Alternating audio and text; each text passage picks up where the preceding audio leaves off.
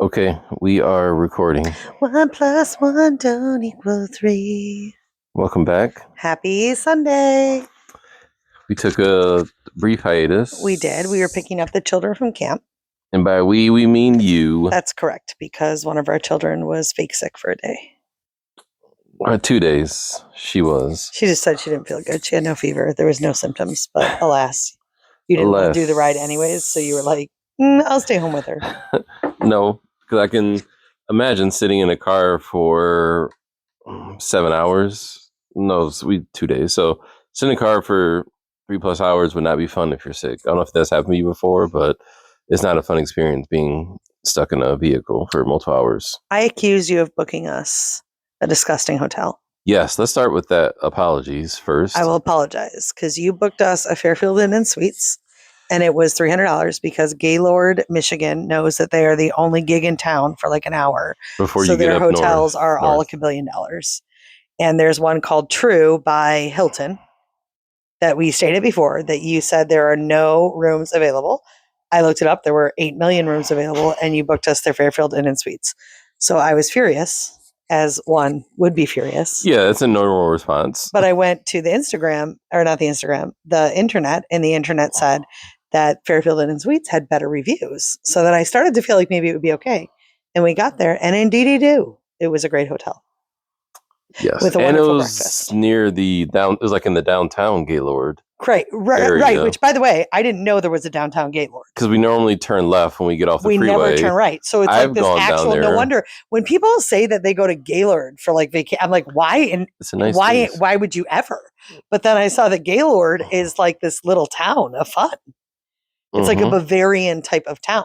It does have Bavarian feels. It has Bavarian feels to it. When you go there. I went to a Mexican restaurant and ate a delicious chimichanga and met up with friends. Gaylord is known for his Mexican cuisine. Yes. We got our children. We went to the camp. They were great. Let's not talk too long about it. Our son is actual Susan Lucci. I feel like it was long. So for our listeners, our kids went to camp for 2 weeks. So when you pick them up, there is a Saturday evening open house. Why must you always because we have new since last time we recorded. Can I say that our favorite listener actually thanked us for explaining things? Like when ELE, people didn't know what ELE was, and I had to explain that. So anyways, Saturday night was the open house. So you're referring to you going up Saturday night for the open house, which I was not able to come. Because of me being sick. Now, someone did. But I feel like you were there a long time. Can you explain what you guys did? I feel like you were there for many, many, many hours. I don't even know how to answer that question. We got there at 3:00, 3:30. No, I meant for the actual open house. I'm explaining. We got there at 3:00. We went to dinner at 5 to 6:30. We drove to the camp from 6:30 until 9:15. They do an hour and a half of free time where you get to see the whole camp, and my kids take me up and down mountains. They're not really mountains, they're hills, but it was funny. I had to meet this guy, and I walked up a hill, and I'm not in the best shape of my life right now. I'm not in like terrible shape. I walk all the time. Like we walk. It's not like I'm like decrepit and fat with a pH, but it was like an uphill. The kids decided to do like the uphill, like climb. So it was a shortcut that was much steeper, right? Yeah. So I get to the top and it spits me out at the social area, and this man who is in charge of the Catholic Foundation of Michigan, John, the CEO of that, was there. CEO, and he's like, hey, where's Aaron? Because he was expecting to see you. And I'm trying to talk to him, but I'm literally out of breath. And I'm like, wait, I just need a minute. And then he's like, you seem really out of breath. And it made me feel like I was really fat with a pH. And I'm like, just give me. Do you need to sit down? Should we call? I mean, it was because it was like, it was a steep, even the boys would have said it was a steep. So anyway. Can I do a segue? One thing that I do miss when I used to work in the office 5 days a week, that was always a litmus test around health, is that, you go, either you can take the elevator, you can take the stairs. Right. So we were on the first floor, and sometimes you had to go to the third floor for a meeting. Right. So litmus test is like, after you walk up to the third floor, if you can't talk after you get to the third floor, you're like, all right, I need to change some things up, because there were several times that situation where you get to the top floor, you go out the door and someone's standing there. Yeah. And it's like, you actually can't talk. And it's like, this is very bad because obviously I'm out of shape. So speaking of, I just saw this really funny reel that was like, you do not need a podcast. And it's like, if you think you and your like podcasting friend have fun because you tell random stories and then up and interrupt each other. It's like we just don't need another podcast in the world. And I thought about our podcast and how We've there's no grown. need We for have it. some new listeners. Okay. Anyway, A going couple. back to what I was saying. Going out so to I you had being out of this, shape. yeah. So that was the first like hour and a half, like we went down, the kids rode the horses. And then like we saw like the ropes course and or we're gonna go see the ropes course. We didn't. And then they did a bonfire where they do all the camp songs. Which takes a long time. I think it's so dumb. It takes a long time. It's fun. It's cute the first couple, but then they just keep going. I think it's dumb because I'm old and ornery. Like I think it's fine that they do it, but then it was also raining, and once it started to rain, I probably would have been like, "Let's cut this short." But alas, it was fine. It was cute. It was great. And then we stayed for night prayer, which I don't think you always stay for in the chapel. I think we have. So there was night prayer, which was great. I always think of my friend Paul who died and worked there, and when I was in night prayer with like my kids who I love and. You know, there was this video. I took this video of Julia running towards John Paul. It has 21,000 views on the Instagram. It's viral. Basically, I'm like an actual influencer. But the kids like seeing each other. So sweet.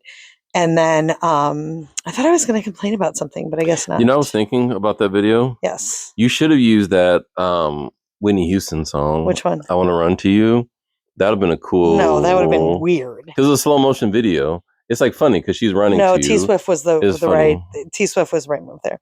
So we got up in the morning and went to mass. The Archbishop was there, which was so great. Father David Pelican, who a lot of our listeners know, was there. Archbishop Emeritus. Vigneron. Yeah, and then Father David Pelican, who is one of my favorite priests of all time, if not. I just think he's a very special human being. Once I saw him, I don't know if I shared this on the podcast, like 4 years ago when I first started DC, he went on a retreat with us and it was a question answer. And a couple kids asked him a couple questions he was answering. And I'm like, oh my gosh, he's going to be a saint. Like his ability to pastorally meet people in truth. I think sometimes priests are either like really lean on pastoral or really lean on truth. Very few people can blend it perfectly. So he was there, which was great. Susan Lucci, ninth award ceremony in a row, did not win on our camper. 0 for 9. 0 for 9. And then I'm texting you and saying he didn't win again. And actually, like I always see, it's really disappointing in his face. I have all the feelings. I'll leave him aside. But I will. So I text you and I'm like, hey, we had talked about on the podcast, like making him a fake award. I was like, send something through the family thread. And you sent a very funny meme that was totally insulting. And I was so mad at you. I was like, no, like something to make him feel good. And then you sent the right one. So we drove home. There was no traffic. It was great. We met at the Cheesecake Factory, but the line was too long. So we went and ate at Red Robin. And our family was back together. Your favorite place, Red Robin. Yeah, so we are back together. The kids were super lazy this week. I tried to blend because there was no football then because they've missed so much football. There was no football. And I tried to blend like they're back from camp. They were outside for 2 full weeks. If they want to play on screens a little bit, sleep in, let them. Yeah. With like, holy moly, they're the laziest kids in the universe. And I'm very glad that football starts tomorrow. So, yes. Yeah. Other also, things. Go ahead. I forgot to mention the last episode. I went to see the movie The Odyssey. Right. Which I didn't talk about. And you did not like it. It was okay. Yeah. The tricky part is everybody I know has loved it. So I think we need to take Aaron with a very the tricky part. Now here's the thing though. I never read the book. Right. So I did not read the book. So you didn't know. So I had no context of the story. Only part I knew about was the Trojan Wars, just because I've watched the movie Troy with Brad Pitt back in early 2000s. Right. So that was really my only context of that, which is only a part, because essentially he's trying to get back from the Trojan War. He was there for 10 years. So all the stuff going on, I had no context. So I'm just sitting there like, I don't have any connections, because in my school, Detroit Public Schools, we did not have to read the Odyssey. So I had no context. So I'm just sitting there like, what's going on? There's a lot of stuff going on. Like, there's a lot of stuff. You got Homeward. It's like watching, you got Willow, you got Homeward Bound, you got the end of the Lord of the Rings when he's trying to go to some what magical land. What are you talking about right now? In the movie, if you saw the movie, there's like weird parts in the movie that reminds me of other movies. Oh, okay. Like there's these parts, like he's trying to get home. Right. It's like Homeward Bound. Like I'm just trying to get home. Riveting. I'm just trying to get home. Yeah. And then Willow, there's this weird part when they're all turning into like pigs, and it's like, what? Like who films this stuff? Right. And that was weird. I didn't expect that. And there's a Cyclops. Right. That was a weird part. And then at the end, you're like, is he dead? Then he goes on some boat to go somewhere. Who is like, he? Who is the main guy? Odysseus. I know, who is he in the? What? What are you talking about? Who's the actor that plays Odysseus? Matt Damon. Okay. Like, so he goes on some boat to somewhere. Like it's like the Lord of the Rings when they the movie went in, they went on some boat to the People ever were like really mad that they cast a black woman in the role of the most beautiful Helen. woman in the world, which is so Well, she's racist. African. Who cares? Lupita, and she had a very small part. Like she did not But have a large people were part. infuriated. People are so subtly racist. It's nuts. We'll talk more about that. Yeah, I never later. thought. I didn't. I mean, who would be offended? By the way, in Lupita, as much as I might not like all of her politics, she is stunningly beautiful. Like hold your breath, beautiful. How dare people? Yeah, I didn't hear those. Oh yeah. It's like woke because a black woman was cast in it. Like a black woman can't be an object of beauty. Yeah, I don't know why people that was. People are nuts, man. I can't stand. But she had a smaller part though. I am like, in a mood today. That... Can you tell? I said the F word at my family. Did. I went to see. We're the same. Like if I don't see it again, I'm fine. I was expecting. Still talking about this movie. They were talking about like, it was going to be this huge Odyssey. Okay. Sorry. Do you have any more to add on the movie? I'm sorry. I'm sorry for talking. It's okay. I apologize for speaking. We finished 1923. We did, and when into Yellowstone decided we had to stop watching pornography in our house. So 1923 I will never recommend. I actually wish we hadn't watched it. When I tell you that we fast forward through everything, but in this show you had to fast forward through 2 or 3 scenes per episode, and it was pornography.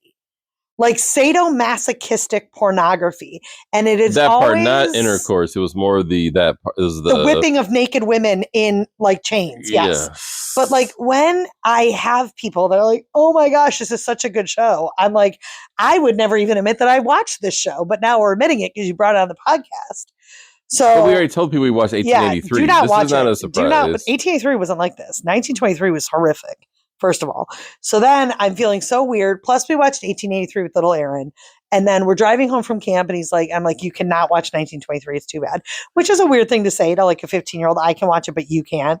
And we shouldn't have watched it, but we got into the story. But we didn't know. But then we start Yellowstone and we're 3 episodes in and it's just this, it's like, it's absolutely fine to just show women bare-breasted walking around at all times.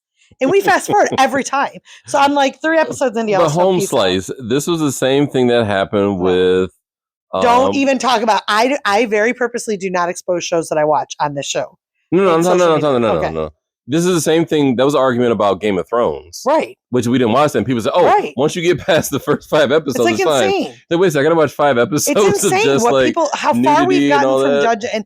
And listen, the older I get, the more I'm like, this is not justifiable. Actually, but you did say that, like, when it comes to books, though, there's also a thing that happens in books. Oh yeah, no, this is the other thing. I read this book yesterday, this summer, and I wish I hadn't read it. And I went to confession about it. Like, I don't understand you women who are telling me to read these books that are actually full on pornography. Like, I would never read this book out loud next to a man ever, much less like a priest, much less Jesus Christ. How are people justifying these things? I think there is a population that wants that. Like, that's why they put those in there. I'm like, I can't trust anyone. And then I'll say to people, I will say, I actually don't want books with like smut in them.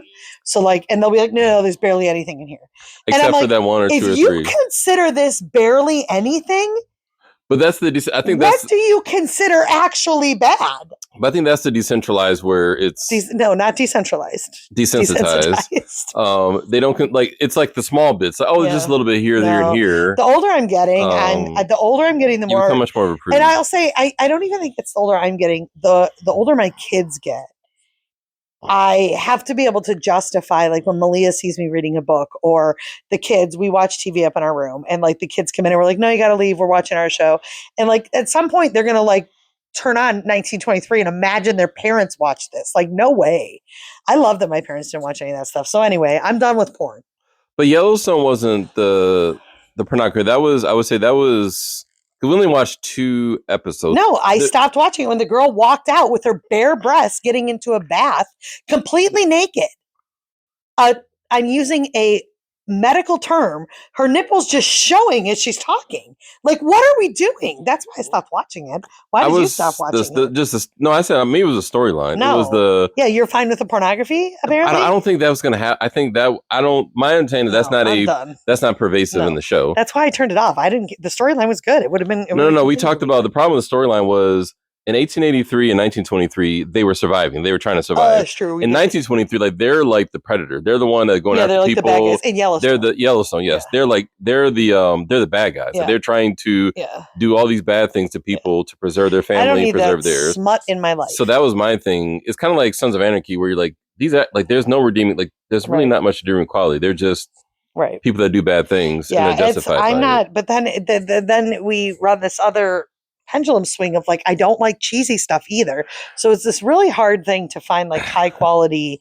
You know what did a really good job that you didn't see that I did show the kids, Trying for the Heart. Did you watch the Maximilian Kolbe show or no? No, I didn't. It's watch really that. good. Like there are ways to tell compelling. Just show them Solo Mio.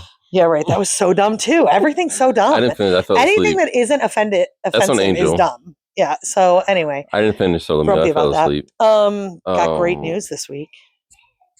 I think I can say it. It's not set in stone. Should we wait? You should wait then. You know what news I'm talking about? Yeah. My news? You should wait until next week when Okay. actually it's set in stone. It's set in Great. stone. Okay. There you go. Moving on. All right. Moving on. What's interesting about the Pioneer shows is that I can't believe he's still talking about this. Because you have to call out the nuances. That's what this podcast is about. We're not just taking facts, nuances. These are all like survivor stories. So like all of us who are around, we are the descendants of all the survivors.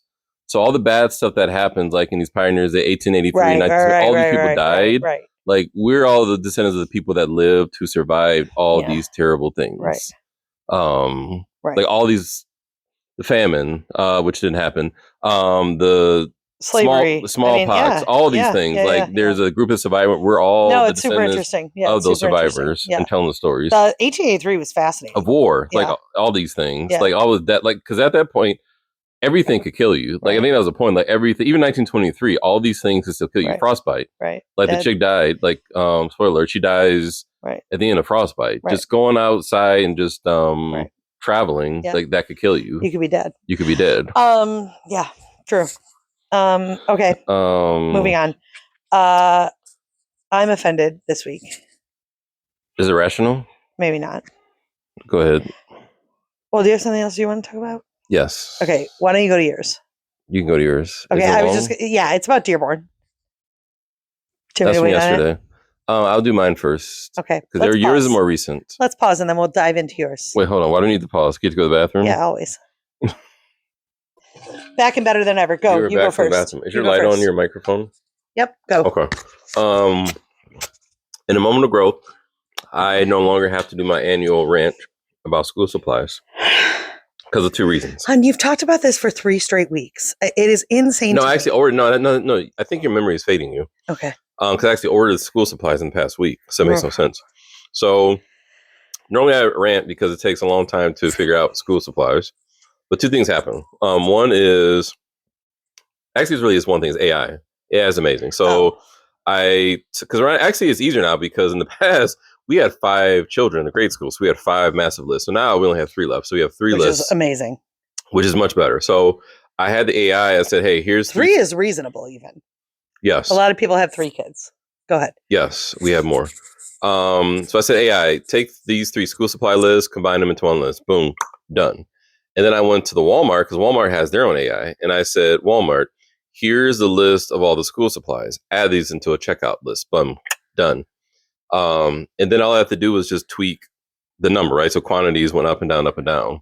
So I would say that has been a much more efficient way to do school supplies this year. I think I have to check a couple things, but I would say AI has cured me of my annual school supply rant. Thank you, AI. Which I normally make. Thank you, AI. However, we still had to buy a lot of shoes, which we started last year, but this year again, it's shoes. And they're not cheap. Like shoes are a problem. We have to buy adult sizes because our boys are in adult sizes. Here's the challenge. Now. The challenge that I have right now is our daughter Malia, though. Because Mia's tennis shoes are too small and she needs new sneakers. And so we're like, because we're rational human beings, your basketball shoes from last year, whereas sneakers, and then we will buy you a new pair of basketball shoes during basketball season. Because we finally gotten to a point where you allow them to have basketball shoes and sneakers. Your daughter, Malia, your precious little angel, Malia, looks at you dead in the face and says, I'm not wearing my basketball shoes because they're hot pink. Well, then why'd you buy the hot I pink mean, shoes? the children in this household. So anyway, yeah, shoes are expensive. Crazy expensive. Crazy expensive. And the girls want some because like I don't buy myself like new shoe. Like Now here's what we said though, and I've said this over and over again. Buying a Nike or a Sperry is way and this is a pro tip for those of you that can't afford it. It is way better than buying Walmart brand or Target brand, which get holes every 4 weeks. Like when we buy their Sperry's, they last them all year. They really do, unless their feet grow. Our kids wear their Sperry's or their Nikes all year. So, unless they lose them. Right, or they lose them. So yeah, but school shopping is done. PTL, praise the Lord. Yeah, the shoes are still slowly coming in. Yeah. We'll also order them ahead of time because we tried that before, like trying to go to the store. Yeah, no. And then like they don't have the sizes, they don't have stuff, and you're just like scrambling. Like, well, what do we do? Inventoried all the uniform stuff, so we got a couple extra polos. But people have been generous to us, so we have a lot of polos for the high school. I'm excited to have the 2 boys at high school this year. It's going to be great. So this is my last week of being at home. On Friday, I'll go in for the first time, and then next week I'm full time again. Yeah. And then the kids start in a week and a half. So I'm ready. I need schedule now. Again. Teacher life. What are we even talking about? It's been a good 9 weeks. I've never had a summer like this in my life. You. And I've actually, I probably said this, so I'm going to be ranty too on the saying the same things. But like, because I've been working the last 4 years full time going into my 5th year, when I went to work, Julia had gotten into, no, I'm going into my 5th year. Yes, yeah. You just finished 4th. Yeah. So Julia, when I went into work full time, was still in kindergarten. So I still had young ones. So summers were still really hard. Like you're entertained. Like this has been freaking magical. I mean, magical. I can't believe my life. I don't even understand. And it was so funny. I was talking to a girlfriend, and my girlfriend is like people are like, "Oh, are you dreading going back to school?" I'm like, "No, I'm super excited. I can't wait to see the students. I'm super pumped." And my girlfriend was like, "Yeah, I wanted to get so much done this summer." I was like, "I got tons done. Like, I have 3 months planned out." Well, also, I think you're in year 2 of being a teacher. You don't have like. Well, I was talking to like a year 20 teacher. That's what I'm saying. Like to them, they're like, "Oh, I got to go back." No. But she was saying that she's like, "I didn't have time to plan because, the kids during the summer." And I'm like, I simply told the kids, and I did have guilt, and you helped me with it. Get out of here. I'm working. Like, go entertain yourselves. My mom didn't play with me when I was in 5th grade. Correct. I figured out a way to occupy my time. Yeah, we didn't have to worry about like carting our kids around to camps. So when the kids were younger, though, I would try to do something every day. Like we get in the car and we drive to a park. We do it. They're older now. Like figure out your life. Or you can, but you don't have to spend your whole entire day. You can have like one big activity and say, all right, now. So it's awesome. It was a great summer, but I'm ready for the movements of school. And you're done with school shopping, which is amazing. It's great. Yeah, we just got to figure out backpacks and put all that crap in there and all that. Yeah. What else? Your son finished driver's training. He did. We are done with All Star USA driving. I'm not going to write my ranty email until he's totally done with segment 2.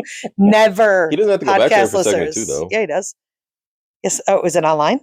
You can go anywhere. So all he needs is segment 1. Oh, great. Let's peace out them. No. They're the worst ever. They all follow the same program. I'm going to wait till they send us. Are they sending us something in the mail? I'll call tomorrow. Okay, good. It was cute. He drove your truck home, even though he didn't have his permit. Breaking the law. I was like, you can drive home from driver's ed. And he felt very powerful in your truck. You and I had, I think, a good initial conversation about what we're going to do for him for a car, because it's going to need to be on our budget radar for next year. Like we have to buy a car. And in theory, me and my siblings all bought our own cars, but we were able to work. Aaron has not been able to find a job. And so I feel I have a new plan but I don't want to get into it here in case you're still fighting me on it. But I think buying a family car, that's our car that he pays us for monthly, is going to be what we're going to do. And it won't be a brand new car. I think we talked about, we'll buy a used car that's like, Dad and I are buying a car that you will pay us X amount of dollars a month to drive. And we'll buy like a $7,000 or $8,000 car. And then we'll have a driver. Mother truckers will have a driver. Everything is different next summer. I can't even imagine. What am I going to do next summer? When I don't even have to bring kids places? I have nothing to do next summer. Nothing. Oh. Anyway, it's great. Joey had his iPad orientation, so we have another iPad in this house. Yes. And he's been using it just to watch YouTube, which I had to turn that off. The beauty of technology is with my internet, I can just go to the modem on my app and just say, boom, turn that off. Do they know your passcode, though? What do you mean? Like, do you need a password? Could they like turn it on? Is it only you that can do that? No, it's Because they on the know all the actual. pins. No, it's actually it's the actual app. Okay. So on the Okay. router has an app, so I can look at the router and see like 27 devices. So I can just turn this off. They have timers anyway, so all their screens have a timer, like from 10 p.m. to 6 a.m. The router turns off. Yeah. The interwebs. You control it all on the router? Yeah. Oh, interesting. It's available. Interesting. Technology. I feel like you think that it works in a way that it doesn't. It did, because last night when I said, like, hey, Joey's on, because he's so obvious. He just sits there. He's got his headphones. He's just sitting there on the screen. Like, Joey, what are you doing? I'm on my iPad. Are you watching YouTube? Because they have no reason to be on their iPad. He doesn't lie. I'm sure he said, so are you watching YouTube? He's like, yep. So I just did boop boop, and all of a sudden he just got up because he realized it was turned off. Yeah, that's funny. I'm so excited for him to be in high school. I feel like we forgot. We have listener Time feedback. Is ticking. We have listener feedback from Gina, our sweet Gina. I'm going to talk about Gina in a moment. Let's just review listener feedback. So remember, themalibu@gmail.com is our email. So she says, number one, we should do a listener feedback instead of like wait for Mary to respond to them. We should do a listener feedback section. We're doing it live. Okay, good. So she says, not boring at all, actually. So that was she used to be quiet. Okay. 5 years is a long time to wait to remarry. Yeah. Look for a spouse. This is a hot take. Her husband would find someone sooner than that. Yeah. See, I feel vindicated. I would wait 5 years. I would say I can admit things that you can't. Senora Delgado. I would say most listener feedback on that was 5 years is too long. You can go bang somebody after a couple of years, which I thought was crazy. Me and her can watch Yellowstone and just do whatever in year 3 or 4. Okay. I thought you were talking. You're talking about the strange lady that you meet, not the person that offered listener feedback. Correct. I'm talking about the strange lady that I'm going to meet with under 5 years. I have permission now to not wait 5 years. Not for me. 7 years is when it's 7. Life. That's 7. That, if you Google it, that's when you declare a person dead. It's after 7 years. I can't do that. I may have to leave Catholicism and come back after 7 years. I can't do that. She would do your 10-minute talk. We talked your thing. Mario Lopez. Did you reach out to Mario Lopez? I did not. Slater? He's really him and Gwen Stefani. Let me tell you, they're very Catholic? Yeah. They're really hard because you got to go through their agency. So I felt like that wasn't worth it. I'll slide in his DMs, Gina. Let's see. I'll slide in his DMs. So thank you, Gina, for listener feedback. I have a lot of listener feedback from you. So many people were like, Gaylord is not 2.5 hours away. Can you just admit it? What? Can you just say, I would like, admit that it's not. Like, I mean, it's like insanity. Like of all the things, all the takes, I feel like that being Chris Gowell's been agreeing with me quite a bit. So is Mary lately, just so you know. She puts it in the threads. People are on my side for a lot of things. Some things, not all, though. So thanks for the listener feedback. Malibu Table. Malibu Table @gmail.com. Yep. And we will start reading. If you email us, we'll do a listener feedback. No one emails us. No, they do. And people stop because we stopped reading it online. I monitor it. No, but when they had before, I wouldn't read it. For real. Okay. All right. We are also going to talk about CYO football has started back up, our favorite season. So, okay, can I remember? Let's remind. Please, this cannot go in the vault. What are the rules when it comes, as we're starting the school year back up? What are the rules when it comes to the vault? We cannot talk about where I work, which includes CYO. That is where I work. We can't say anything negative. Unless we're saying super nice. We can tell facts. We can say things that happen. Sure, you can tell facts. I will tell facts. Great. I have the pen. We forgot something major to announce in this podcast. Keep going. I have the power of the pen to be able to tell the facts of things that happen. Great, go ahead. We won't offer feedback that can be construed as negative. Great. So, because we have the things involved. However, I did realize that when we get to our 100th episode, we should re-release some of the episodes involved. Hell no. The episode, the episodes that don't talk about your employer. Okay. So the very first episode, we will release the very first episode of the podcast when we get to episode 100. As we go, I will check episodes to see which do not reference your place in Poland at all. Great. Going back to COL football, uniform pickup. We're back to it. So we have made an agreement that you alone will be in charge of CYO football, which has been the fact. I will not. I might not even attend games. Oh, that's not true. Your son will be upset. He's sitting on the sideline. I don't care. Yeah. So he signed up. This will be year 7. No, this will be year longer than that. 7. If you count flag, we start counting flag. No, I'm talking about Divine Child. Divine Child. This is year 7. Yeah. Because we started when Aaron No, actually, was. this is year 8. It was during COVID when Aaron was in 4th grade. 1, We 2, 3, started. 4, 5, 6, 7. This is year 7. Yeah. He started in like 2020. Like Yeah, he's on 3rd, 4th. Listen, He's for on all any of them. struggles I might have, not that I have any struggles, but if I have any struggles with CYO football, what I will say for the rest of my life regarding CYO football, when everybody lost their dang minds during COVID, which the more we find out, the more that those of us that didn't lose our minds were right.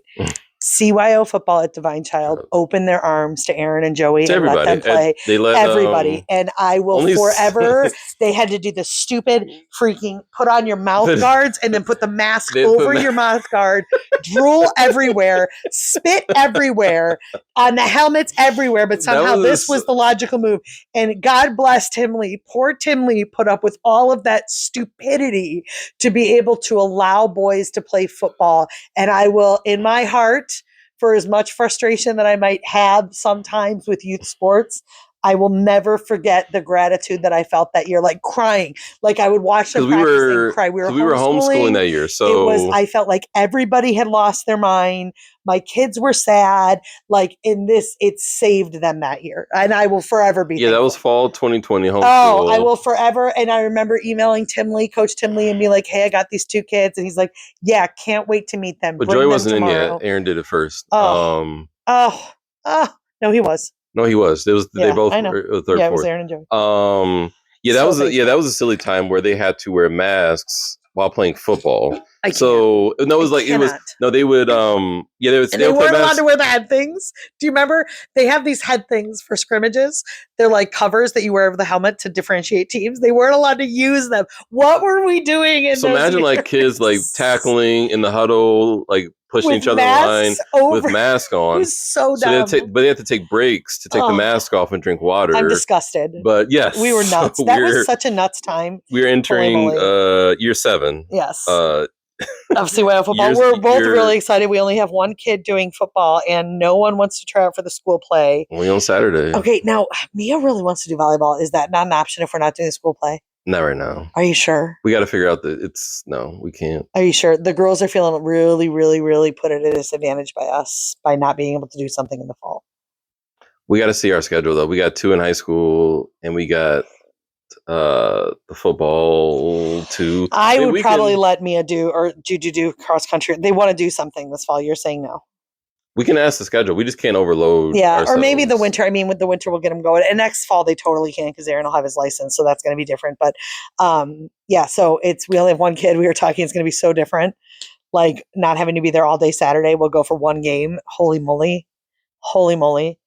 2 playing on the JV high school team. And we love everything about that. There's not a thing I don't like about the high school team. And I am not only saying this because our number 1 listener's husband is the coach. Well, the high school is more straightforward because it's amazing. they have practice after school. They have practice after school, but the coaches communicate. Like, it's just wonderful. They actually have a schedule. It's amazing.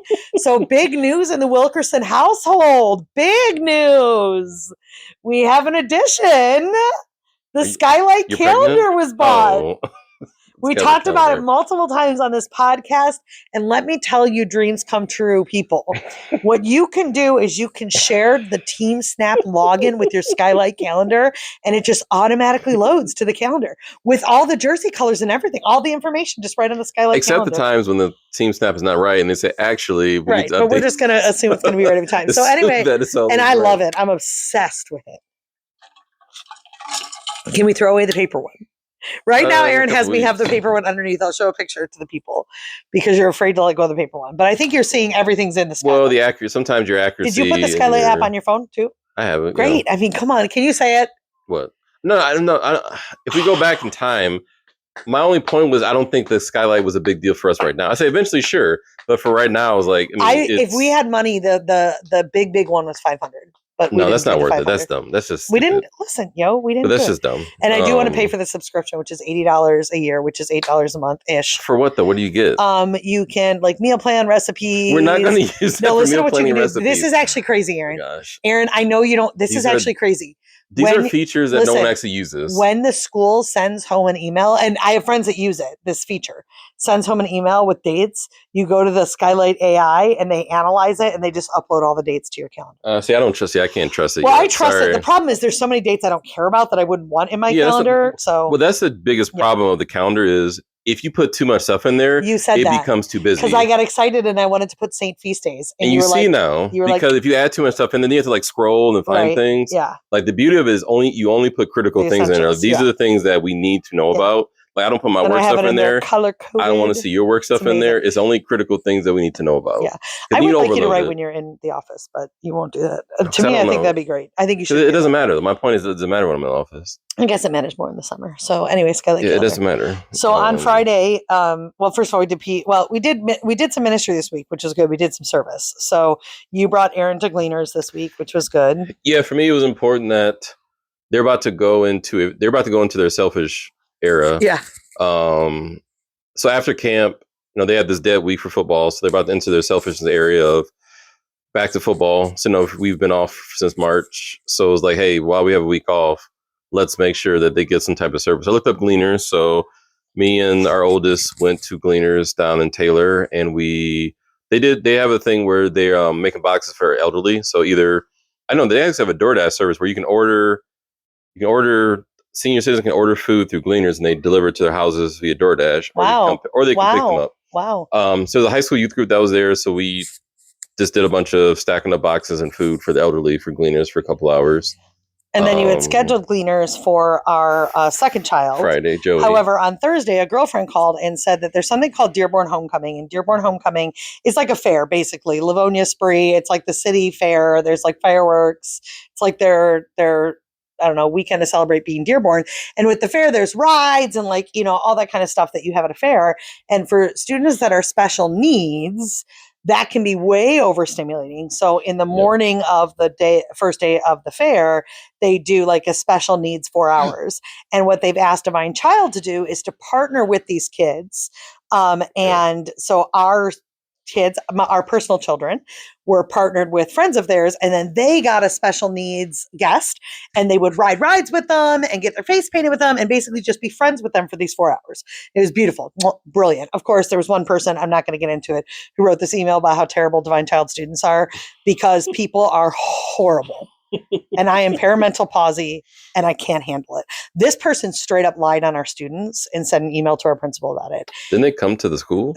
They Rant came to the school, begging for a principal to say that our students were terrible during this event. Guys, I know terrible students. I'm around terrible students. Our kids worked so hard. This particular service is a little uncomfortable. So for instance, our daughter who's 9 was paired with another girl who's 8, and their friend for the day was 5, nonverbal. So it's hard to work with a nonverbal child, right? And for the day be their friend. But our girls did so good. And this person only had complaints because they're psychotic. And there's so many psychotic people in the world. Let me move on. I took a selfie with the mayor. The mayor is really buddies with Father Bob. Do you know this? They genuinely like each other. Remember the mayor came to the mayor comes to DC all the time. DC Gala. And honestly, the city of Dearborn through the mayor have partnered with DC when it comes to the baseball fields. Oh yeah. There's a very good, when they won the state title, the city of Dearborn, there's a close relationship between Divine Child and the city of Dearborn. So we have this magical relationship with Dearborn. So I see the mayor, I took a selfie, told him Father Bob, I work for Father Bob. And then he's like, oh my gosh, I love Father Bob. Please send him my best. And Father Bob loved the picture, whatever. But as I got home, I was thinking, I follow a lot of people on social media, and there's all these reels that'll come up about the city of Dearborn and how, nationally. So people that don't live in the state of Michigan, and maybe even live in the state of Michigan, but live on the west side, literally there is a group of people, and I know them, who fundamentally believe that Dearborn is under Sharia law. It is the right hand of... It's an unsafe... Yeah, it's under the Islamic regime, they would say, about to take over the state of Michigan. You can't be Christian or Catholic in Dearborn. It's actually crazy how many people post this stuff that I know from college, let's say, because it's so based in insanity. It's not true. But if you live in Nebraska and someone posts, let's say, a Dearborn festival for our Muslim brothers and sisters, where there's people in the, what is it called? I meant to look it up before this conversation. It starts with a B. The full, not just the hijab, but the burqa. Yeah. Right, a full burqa with only the eyes showing, right? And you see, let's say, thousands of people on the street celebrating in burqas and in hijabs and celebrating a Islamic holiday, right? People will take these clips and then send them on the internets, on social media, being like, look, like Sharia law has taken over Dearborn, Michigan. Well, When it's very similar to, like we said, the World Cup, when all these countries came into the United States, Right. and they're like, actually, this is awesome. This is a good experience. Like, because of what you see from media is that you see all these Right. things, you start to have this picture of this is unsafe place, or all these things are going So on. I posted on social media something about Dearborn, and somebody challenged me, and they're like, I don't know, I've seen all this stuff, like blah, blah. And I was like, how would we feel if during the Eucharistic procession for the Eucharistic Congress, which was in Indianapolis, there were tens of And thousands of Detroit. people with priests and all of the, there was vestments that were beautiful, monstrance, tents. Like, what if somebody posted that and said that this was hateful? Right. And there are concerns with Islam, right? There are concerns about the faith. I want every single Muslim brother and sister to meet Jesus Christ and become faithful Catholics. That's my desire for our Muslim brethren in Dearborn. However, there's a difference between me desiring that and saying that, like, just because there's Muslims in Dearborn, that it's an unsafe city. Like, even when they talk about, like, oh my gosh, they'll have these reels that'll be like, did you hear they're going to do the prayer calls in Dearborn? They're going to do over loudspeakers prayer calls. And I guess in my head, it's so easy to be like, okay, we have rung bells at 12 o'clock noon through the last 100 years in the United States. Exactly. Like, tell me the difference, Sister Fred, between the call to the Angelus at noon that we've done in our Catholic parishes and calling people to Islamic prayer. Like, the bottom line is you either want religious freedom or you don't. And religious freedom includes faiths that don't follow ours. As a former resident of the city of Detroit, I'm free to say that I feel much more safer in Dearborn than certain parts of Detroit. Right. Certain areas of Detroit I would not feel safe in, but I would say there's not like areas in Dearborn that I would feel the same about as in Detroit. So yeah, when we say the word like safety and all these things, like how much of that is actual? Like, I don't feel like you have to kind of piece that. What does that mean? Are you afraid someone's going to come rob you, or is the fact that you don't like that this group, this community has their own culture? They have their own and I will tell you, like, practices. people in Iran and Iraq and Lebanon, they know where Dearborn, Michigan is. It is the highest concentration of Arabic Muslims in the United States of America, for sure, right? But I started to think about this, and I'm going to do a whole Instagram. Tomorrow morning, I'm sitting on the porch with coffee talking about this because of my inbox is getting too full in my Instagram. You should look up crime statistics too. Yeah, but like more than that, but there's not like a huge crime thing, or like you're always seeing articles about that. So it's like you have to dig into what is causing this. But what I will say is that whenever there's been atrocities historically, it is because we vilify communities of people, right? Like I often think to myself, like, how did slavery exist? Well, the only way slavery could exist is if we convinced my people convinced themselves that people that had dark skin were not actually human. Right? How did the Holocaust happen? People convinced people that Jewish brothers and sisters were not actually human. They were less than. And I see that happening in the conservative right when it comes to Arabic Muslims. It's like they can't be actual humans with good hearts, desiring good things. And there are major, major, major issues in the Islamic faith. I'm not saying that, right? Like, I understand. But the bottom line is, Aaron, we worship a monotheistic God, right? And so it's our Islamic brothers and sisters, Christians, and our Jewish brethren worship the same God. Worship the same God the Father, right? Like, well, and also people have to realize that our Muslim brethren are interesting because there's also a cultural element of it. Yeah. So even there's a lot of them who are not actively practicing the faith, but still the cultural element of like the family and all those things too, that a lot of people don't know. And let me be clear. Like, I think that there's probably really dangerous people in Dearborn that would like to see the destruction of infidels? Of course there are. Of course. But they're like Looks like wild there's minority. also And there's the majority dangerous. of Muslims would be as opposed and shocked by that as you and I are. So Well, like also there's dangerous Catholics who also want to exactly. see Or bad things happen to people who right, believe like different we've have things. I Or mean, come on with the drama we've had within our faith tradition. So anyway, it's like it's crazy to me, but at the same time, it goes back to this other fundamental thought that I've had for a really long time that you simply can't trust media. You simply can't trust the perspective of when you're scrolling through social media. Like you must question everything because if we didn't live in Dearborn, if I didn't regularly visit Dearborn, and I only saw these reels, I would think this was a representation of the city, right? yeah, And so, but that's why I think it's our duty to speak out against it, as I will in my sphere of influence. 2,000 people on Instagram, 300 that pay attention to my stuff. local Catholic celebrity. You got to speak your piece. All right, what else? I can't believe you won't let me share my good news. Project Hail Mary. We watched that as a I liked family. it. Finally, You try to act like you're too cool. No, I didn't say that. There were certain parts around. They were getting to like this whole science thing. I was like, I don't get it. Yeah, we didn't I follow don't the understand that science part of it, but it was still a really good story. It was cute. I liked it. I really liked it. We watched a dumb A movie yesterday. Oh, The Last House. The Last House on the Street or whatever. It was so stupid. It was so dumb. Don't watch it. Do not watch this movie, guys. No. Because I love end of the world movies. I won't say don't watch it. It's just the ending is the ending is so dumb. There's a build up, and you're like, it just the ending ends. is, and it's like so good. Like you're in it for an hour and 15 minutes. You're like, this is such a good. Just curious how it's going to end. You're like, oh, okay. Hashtag Poseidon. Next, what else do we got? I think it's it. This upcoming week, I mean, we're back in football. Back to football, which I'm excited about the schedule of it all. Like we're back in football. I'm back to work ish. I have a presentation. It's my man's birthday. 42. Yeah. My favorite comedian, Robbie Hoffman. Ooh. Robbie Hoffman. I've talked to you about her over and over again, but she says men for their birthday, excuse me, should expect nothing but dinner. Like nothing but dinner. Her whole thing, it's this hilarious bit. She's like, if a man needs more than dinner on his birthday, he is not a man. And then she is part of the LGBTQ community. So she's like, if a man needs more than dinner on his birthday, he needs to start re-identifying as part of my community. Because all a man needs is dinner for his birthday. And I'm like, amen. But alas, we're going to celebrate you good. I mean, this guy is like sending me like plans for the day. I'm expected to take the day off. He's like, let's do this. Let's do this. Here's what I'd like to do. Here's what I'm like, what is my life? What is my life? That is not true at all. No, I'm really excited that it's your birthday. I do like to celebrate you. You are a handsome young man. Well, you hate Father's Day, so I only get one. Like, no, and I do celebrate you. You get the month of Mary. I get my birthday. Listen, you resent Father's Day. You're like, it's not a real thing. I will forever resent it. I am so thankful that you were born. Well, everyone's busy, so you're busy. You're giving a talk. Do you want to tell people what you're giving a talk about on Thursday? It's just a talk.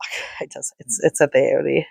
You don't want to tell people. So this year, I think what's interesting about this talk is that this year I have said no to every single thing in the 2026-2027 school year because I want to focus just on my family and and the work that I'm doing at DC, which is hard because it takes a risk that I won't be asked anymore. But I think I will because I really I love doing Advent teas and things like that, but I don't like having to leave our family to do them during the season. So anyway, it's like the only talk I said yes to this whole year. Yes, you have half the days you're giving a talk. And then it's like footballs. And look at this is what I mean. Like go to dinner. Like watch this guy whine that our lives aren't all stopping on Thursday for his birthday. He's like sad about it. And they also have CYO too. Oh, so what are we gonna do? It's just another day. Poor daddy, just another day. I'm just kidding. I'm so glad you were born. I'm glad I found you. You're the best husband in the world. It worked out for you pretty well, hasn't it? I love that he says this kind of stuff. Literally, this is the whole narrative in our home. How lucky I am to have him. Uh-huh. That's funny. All right. Anything else? I think that's the big stuff. Yeah. I'm sure we'll forget something. Yeah. But it'll come up. We'll be back next week. We'll be back. Same bad channel, same bad time. Yeah. We have a wedding. We're going my to your cousin's wedding next week. Just far enough to be a pain in the butt. The distance to the wedding. It's like an hour and 20 minutes away. And there's like gap in between. There is not. Everybody keeps talking about this gap. There was. There's like a 45-minute gap. Oh, that was longer than that. No, because they have the cocktail. No, someone put on the family thread like we need to stay at a hotel because there's this long distance between the wedding and the reception. There's not, and I think it's going to be lovely. My cousin, we did talk about this on the podcast because she's getting married in the church. Is she? Oh yeah, and her husband. Not a mass though. No, in a mass. Oh, I thought you said. I asked you because this is assumption. I said the assumption's on Saturday. Oh, no, I didn't know you were talking about that. No, this is the cutest thing in the world. My whole heart is so happy. So she decided to be confirmed and came into the church, fully initiated into the church last spring. And my cousin has decided, like, I wanted a Catholic wedding and I want to live the faith with my husband. Like, it's just, you don't see this anymore. It's so refreshing to me.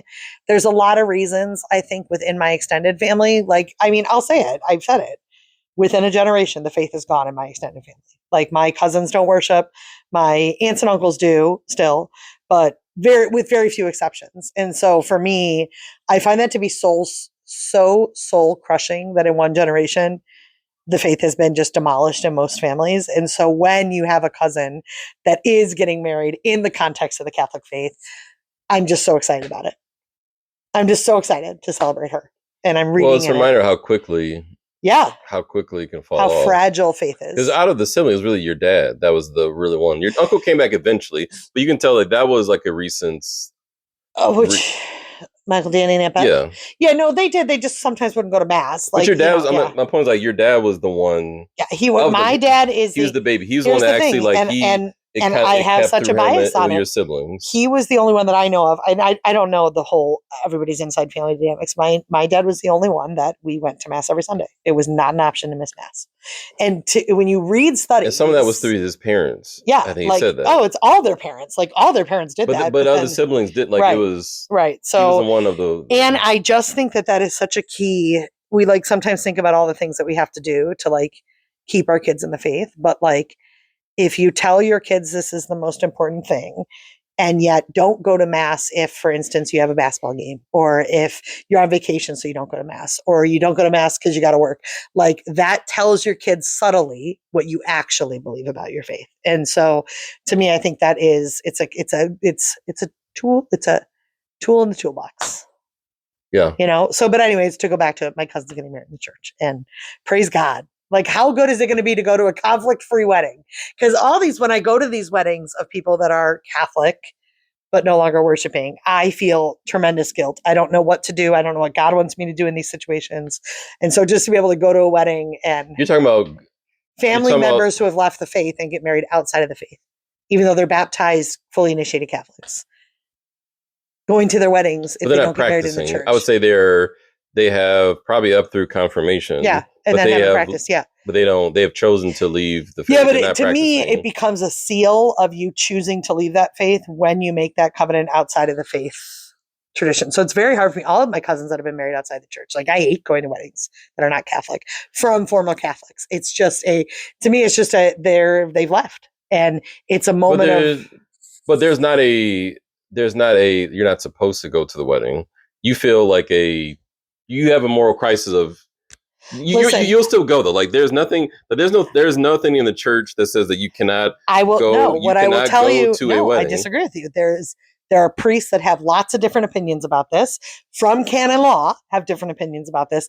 I never know what the right thing to do is. There is very good arguments to not go to these weddings. There's nothing officially saying that you cannot go. Like, you should. Like, it is a mortal sin for you to go to these weddings that you have to go. Oh, I'm not saying it would be a mortal sin. That's what I'm saying. Like, it's not a like mortal or venial sin that you can't, like, you go to these weddings. I think it absolutely could be sinful to go to a wedding of someone who has left the faith. So, like, if I had, but you're not participating in this. For instance, and I'm going to talk around this. If I had a godchild that was getting married outside the church, there is a massive conflict that needs to be taken to prayer for someone like me to attend a wedding like that. Absolutely, a massive conflict. But it's not. But you're not, like, no, officiating. It could be sinful. No, but But you're not officiating. But you have to talk through, like, what's sinful about it. You're not officiating. You're not officiating the wedding. Yeah. You're not sending the sin would be scandal. The sin would be scandal. But you're not participating. The sin would be that by my presence, I am affirming your choice. Listen, I'm not saying I don't. But we've talked about this so much personally, not on the podcast. Yeah.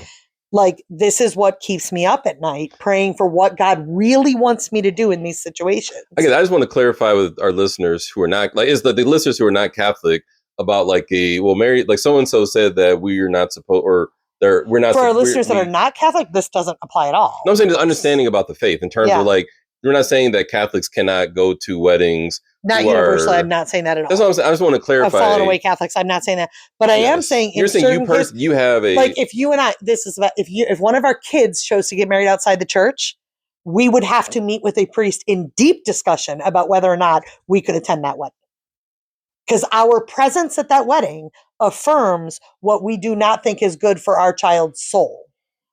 And listen, what I'm saying to you is, but listen very carefully. Yeah. Priests have different opinions on this. Correct. I mean, Bishops have different priests opinions get on very this. bad language There is about not what. very, but I'm telling you, Father Mike Schmitz Well, just did a very convicting video about it and about, but this was more about LGBTQ weddings. But he did yes, it. that's a different. Yes, but I'm telling you, like, yes. there's a certain sect in our church that would say, as parents, you absolutely could not go to a wedding like that without it being sinful. The sin of scandal. I don't know, but I'm just saying. Then we get into is it a, because also many times these weddings are not they're not sacramental weddings. Sacramental, they're more so civil. But they could be valid weddings. It's very complicated. Yeah, it's very complicated. All if they're I'm both saying Catholics, is, then you get into what's a valid wedding versus what's a not valid wedding. But what I'm saying to you is, but I'm saying we were able to go. It's just there's a moral conundrum about what you have to prayerfully approach it for sure. Yeah. But I would say what's nice about going to this wedding on Saturday is I don't even need to prayerfully approach whether or not it is scandalous for me to be there. Like, it's hard. I'm not even being judgy. And it sounds really judgy. What it basically is like, does my presence here say that I think this is good for your soul? And we have to really carefully manage that. And we're going to have to as our kids get older too. I'm dreading that kind of stuff. The beauty is, as a convert, I don't have that as much because all the weddings I've been to I'm talking about in terms of my live history, because the difference between us is that you've been to probably 90+% of Catholic marriages. I've been to one wedding that wasn't Catholic. That's what I'm saying. So two, because you're cousin. That's what I'm saying. So I'm saying I'm in the opposite where 90% of the weddings I've been to have been non-Catholic. It's only been a handful of when I've been Catholic. I don't have the same, like it's a completely different perspective for me. And to be very clear, I am not saying anything is or isn't sinful. I'm saying that there are priests that and canon lawyers and bishops that take different lines with it's like the conception thing of going to a priest and asking them, like, can I do this? And someone saying, well, the priest told me I can do IVF. They told me I can do the embryo adoption. The priest told me I can do that. And with this, a big part of what you're dealing with is like canon law when it comes to affirmation of things, right? And then it comes to moral law when it comes to scandal, right? Like, what is my presence here saying to this couple? What would my presence not there say to this couple? And you got to weigh it all. And it's really hard. And I'm just praying to God, my children all meet spouses that want to be married in the Catholic Church. And I don't have to face this conundrum with my children because I think it's and there's a difference between, you kind of have these different buckets of like both people being Catholic, getting married in the Catholic Church, getting married in the Catholic Church, but you're marrying someone who's not Catholic, which technically then you get into is it valid as sacramental? And then you have not getting married in the Catholic Church. And this is high Catholic nerd stuff too. I'm fully acknowledging that because what you were just talking about, like these are different things about, like each of those situations are very different. Correct. Like two Catholics marrying each other outside of the Catholic Church is very different than a Catholic marrying a non-Catholic outside of the church, which is very different than two non-Catholics marrying each other. I would have no conflict going to. Well, that's a good distinction. I would have no conflict. You're talking about. Yes, I am talking about. Yes, so that's why I have nuances. You're talking about fallen away Catholics. Who have received all the sacraments. Who have received all the sacraments, were practicing Catholics at some point, and they were falling away from the faith. Yeah. So you're saying they know, quote unquote, they know better. Like they know it's they like, should do be they know better? There. Do they? That's where the calls. That is where that's where you get personal discernment comes in. But like non-Catholics, I'm not even speaking about right now. Like I'm not. I would. That's a good point to be like zero. You don't care if someone's non-Catholic. But it gets a little trickier when it's somebody that no longer identifies as Catholic. So my kid leaves the faith. Marry someone else that leaves the faith. These are actually two Catholics. And so it's complicated stuff. See, but then the tricky part is where they act actually practicing Catholics. And were they formed correctly? And the whole thing like, hey, I was Catholic until I went to high school and I left, but I actually never, like my parents never went. So then you get into like, which is why, to be very honest, most weddings I feel like I can go to. There are very few, like when I think about our own children, these conflicts are going to come up. I've had a couple family members that I've wondered what God wants me to do in this situation.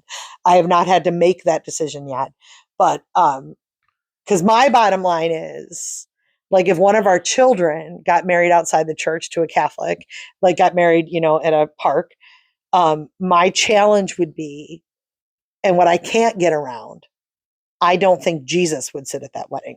And so that's where my challenge, because Jesus was so good. He would hang out with them. He would love them. He'd say, come have a meal, blah, blah, blah. Jesus never affirmed with his presence sin ever. Well, ever. then it goes to what's yeah. I know it's really that's what I can't get over personally, but I don't even know why Well, we're then you talking get to about is this. the wedding in I itself know. sinful. Listen, yeah. All right. We but gotta yeah, roll. it's it's very interesting. Yeah. But I'll just say my cousin's wedding's gonna be magical and Ascora. Yes, and it's going to be during the Assumption, which is not a holy day of obligation. Correct. On Saturday. Be interesting to see if they use the wedding reading, their own like. They probably do their own wedding readings. You're not supposed to, I don't think, on the Feast of the Assumption. I don't know. I'd have to check. Probably depends on the priest who's doing it. Interesting. All right, we got a TTYL, bro. We got it. All right. Until next time. Sorry about all that Catholic nerd stuff at the end. Okay, bye. Bye.